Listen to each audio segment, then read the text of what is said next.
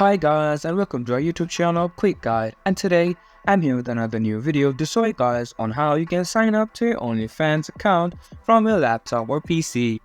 All you have to do is first of all go onto a Google browser and search for OnlyFans, and now go onto the first link that pops up, and this will take you to the official website of OnlyFans. And here you can see an option for sign up for OnlyFans. If you click on this, you can see an option to create an account where you need to input your name and also your credentials. Now, just give them your name, your email and passport. After that, you can just hit on sign up and then you'll be signed up to your OnlyFans account from your PC or laptop.